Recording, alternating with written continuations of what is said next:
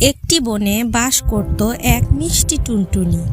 সে গাছের ডালে বসে গান গাইত।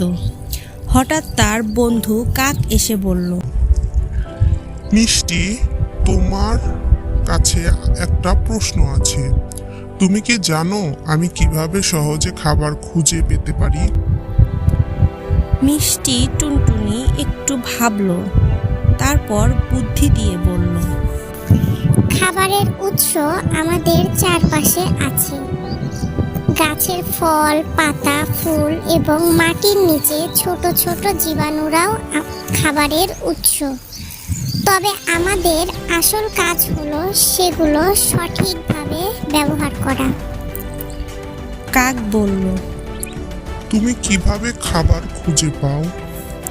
টুনটুনি বলল, আমি জানি আমাদের বন খুব বড়। তুমি যদি এক জায়গা থেকে অন্য জায়গায় যাও তবে সহজেই খাবার খুঁজে পাবে। তবে আমি গাছের ফল খেতে বেশি পছন্দ করি। কাক বলল,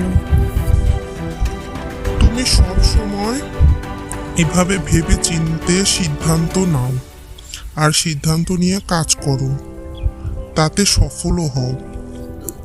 মিষ্টি টুনটুনি বলল। এটাই আমার বুদ্ধি, বন্ধু। এই গল্প থেকে আমরা শিখলাম যে ভেবে চিন্তে সিদ্ধান্ত নিলে এবং বুদ্ধি দিয়ে কাজ করলে সমস্যা সহজেই সমাধান করা যায়।